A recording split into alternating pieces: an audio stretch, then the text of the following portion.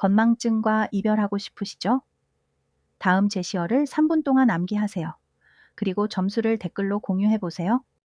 영상 끝에 제시어를 3분 안에 완벽하게 기억하는 법을 담아 놓았습니다. 영상을 다 보신 후에 다시 한번 테스트를 진행해 보세요. 그리고 방금 전 댓글의 단 점수와 비교해 보세요. 확연히 달라진 걸 느끼게 되실 겁니다. 자, 그럼 테스트를 시작할까요? 잠시 영상을 멈추시고 3분 타이머를 시작해 주세요.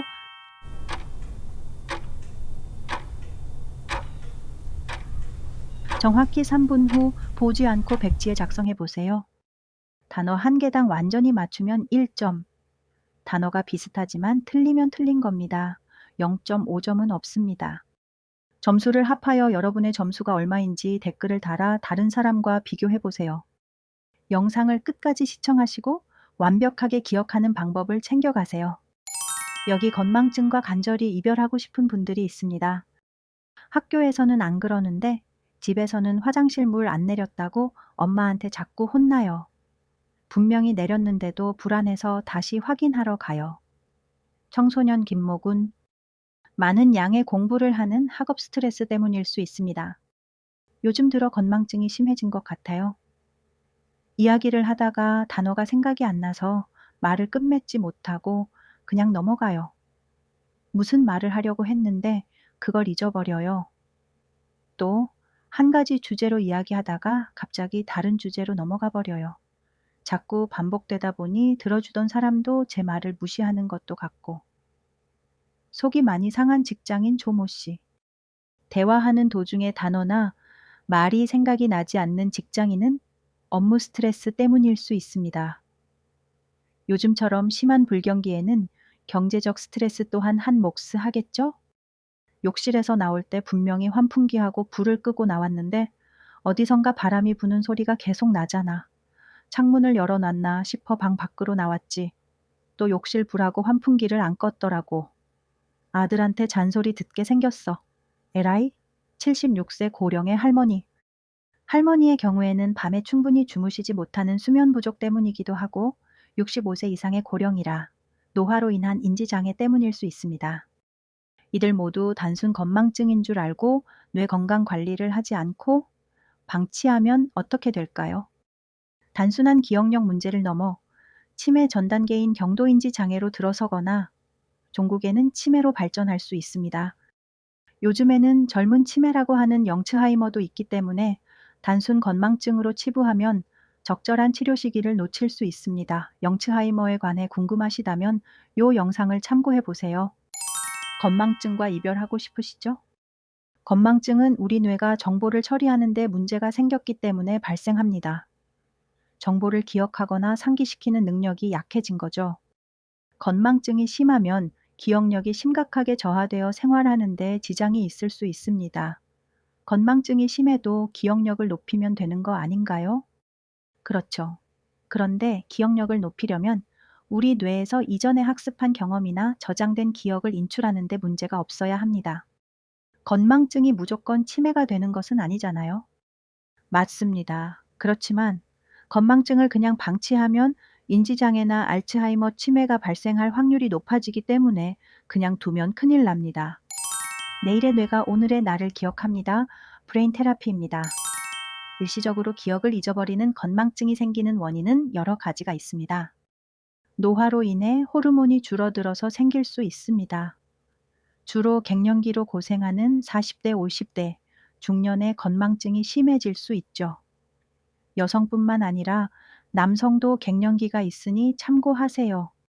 공부를 하는 학생이 깜박깜박 건망증이 있다면 학업 스트레스 때문일 수 있습니다. 경제 활동을 하는 직장인에게는 경제적 스트레스와 업무 스트레스가 동반됩니다. 나이와 무관하게 모든 연령대에서 나타나는 건망증은 수면 부족 때문일 수 있습니다. 디지털 홍수 속에 살아가는 현대인에게는 과도한 디지털 기기 사용 때문이기도 하고요. 그 밖에 교통사고나 낙상으로 인한 뇌진탕, 기저질환이나 대사상의 문제로 발생할 수 있는 뇌질환, 심리적인 충격이나 약물 등에 의해서도 생깁니다.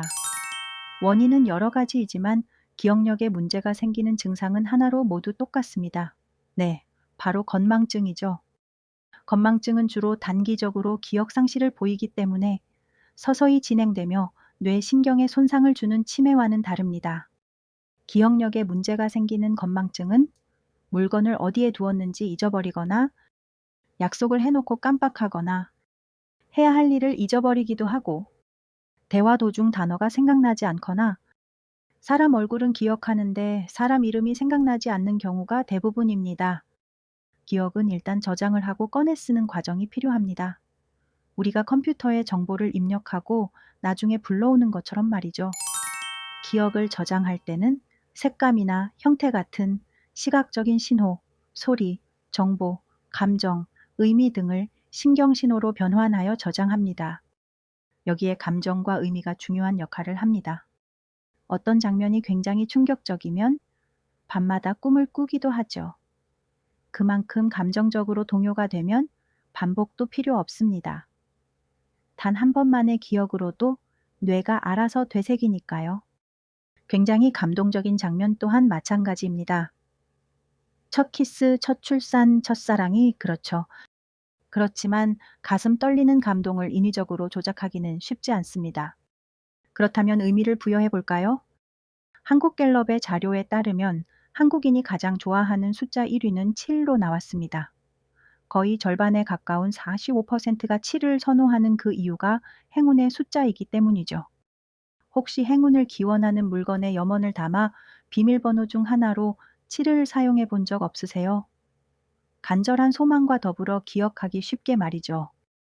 이렇게 의미를 부여해서 기억해 놓으면 장기 기억을 담당하는 뇌의 해마가 하나의 패턴으로 연결해 기억을 강화합니다. 그리고 우리가 그 기억을 꺼내 사용하려고 할 때 다시 회상하는 단계에서 잘 떠올릴 수 있게 됩니다. 이렇게 반복을 하게 되면 그 기억은 장기 기억으로 자리를 잡죠. 그래서 기억력을 높이는 방법 중에 하나가 반복해서 보는 겁니다. 약속을 자꾸 잊어버리시는 분은 달력에 해당 날짜에 표시를 해놓고 그 약속이 연상되는 기억할 만한 키워드와 같이 적어두시면 되겠죠. 반복이 어렵다면 일기를 쓰거나 간단하게라도 매일 다이어리를 써보세요. 여러분의 역사를 매일 기록해보세요. 1년 뒤, 오늘, 5년 뒤, 오늘, 10년 뒤, 오늘을 확인해보세요.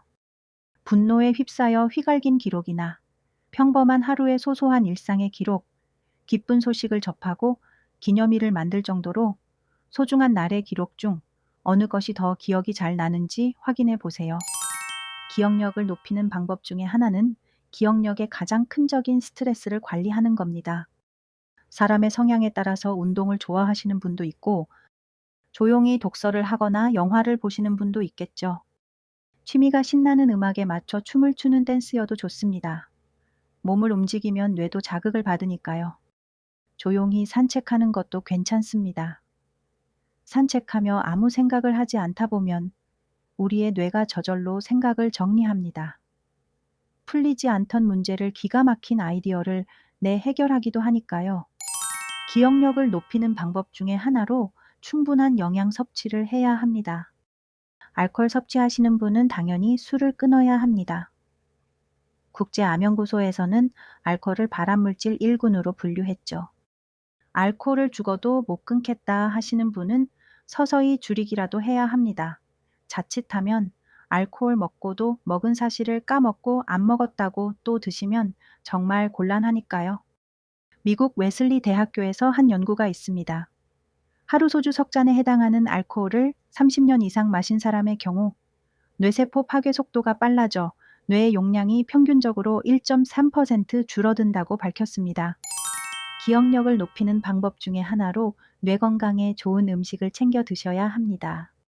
뇌 건강에 좋은 호두 같은 견과류를 매일 하루 25g씩 챙겨 드세요. 기억력과 인지력 개선에 좋은 은행잎 추출물과 포스파티딜세린을 드셔도 좋아요. 은행잎 추출물 징코와 포스파티딜세린에 관심이 있으시면 아래 고정 댓글란의 링크를 눌러보세요.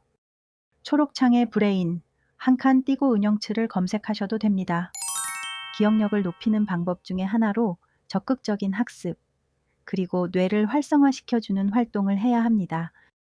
하루에 5개 정도의 영어 단어나 외국어를 새로 배우세요. 학습이라는 훈련을 매일 해보세요.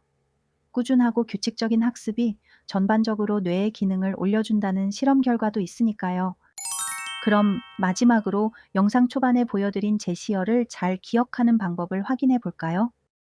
제시어는 썰매 장화 사냥꾼 폭포 풍선 생일 떡국 칠면조 홍시 방귀 콧물 땅콩 소방차였죠. 각 단어는 분류나 색깔에서도 딱히 연관성이 없어 보이죠? 이 단어들을 하나도 빠뜨리지 않고 정확하게 기억하기 위해서는 연상작용을 이용하면 됩니다. 썰매를 운전하는 산타 할아버지는 장화를 신고 있어요. 눈에 찍힌 장화의 발자국을 누군가 추적하는데 사냥꾼이군요. 사냥꾼이 사냥감을 쫓다가 보니 폭포에 다다랐습니다. 폭포 아래를 내려다보니 뭔가 수면에서 떠오릅니다. 사냥감인 줄 알고 냅다 잡아챘는데 풍선이었네요. 풍선을 타고 하늘을 날아가는데 아래에서 생일 잔치가 벌어졌습니다. 생일은 한 살을 먹는 거잖아요. 한 살 먹는 것은 떡국이라 생일상에 떡국이 올라왔습니다. 떡국은 우리나라의 명절 음식이죠. 외국은 명절에 칠면조 요리를 먹습니다. 그 명절이 땡스기빙 데이였네요. 이건 우리나라 말로 추석이죠. 추석이 되면 잘 익은 홍시가 출하됩니다. 홍시는 변비 있는 사람이 먹으면 안 되죠. 변비 있는 사람은 방귀를 자주 낍니다. 방귀하니까 훈련소에서 하는 화생방 훈련이 생각납니다.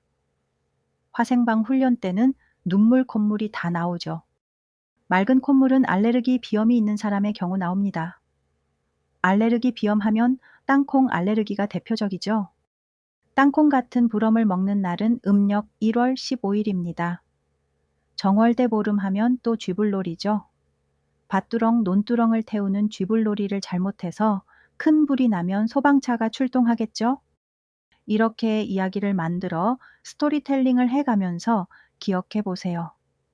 이미지를 연상하며 기억하면 훨씬 더 큰 용량의 운회에 기억을 할 수 있어 보다 많은 양의 정보를 기억할 수 있습니다. 내일의 뇌가 오늘의 나를 기억합니다. 늘 뇌 건강하세요. 오늘의 내용이 도움이 되셨다면 구독과 좋아요를 눌러주세요. 영상 제작에 큰 힘이 됩니다.